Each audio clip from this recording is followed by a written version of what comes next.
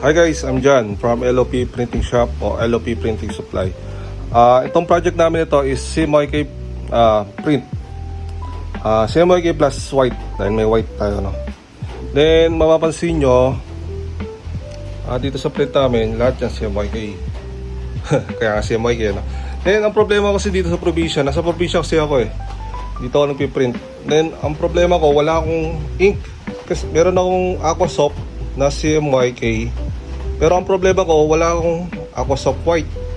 Then yan ang problema ko ngayon. Di ko pwedeng gamitin yung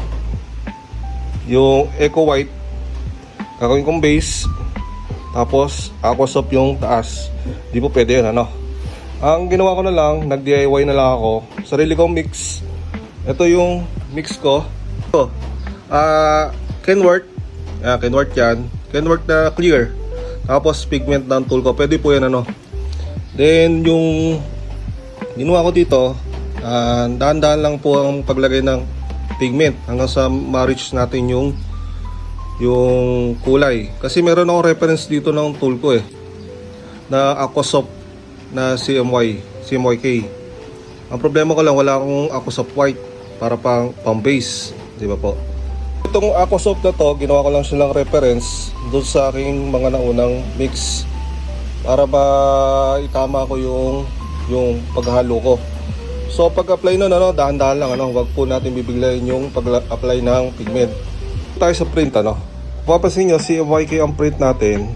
Kaya papansin nyo yan. Lahat yan 0-0 po, no? 0-0 yan. Wala pong nagano dyan, nagmintes. Kasi ang pinaka-importante sa ganito nagpiprint tayo ay yung tatlong parts ng sa frame natin. Itong dalawang screw na to, tapos itong nasa gitna na to. Dapat diretso po yan. Ito rin diretso. Tapos isa lang yung pagbabanggaan na itong mga to dito sa angle bar natin. So itatamaan niya dito, no? Kung papansin nyo, tipid tips din po ito na meron akong tatlong design dito. Ito yung base, ito yung yellow, ito yung sa ibang design, ibang client to. Kaya tipid tips yan, pwede nyo naman pagsamahin. Pag malaki dito, ay pag maliit lang yung design dito, kung kasya naman dito, why not pagsamahin natin. Tapos meron pa ditong design kasi ito ang nasa parang gitna ng likod, kaya pasok pa rin siya.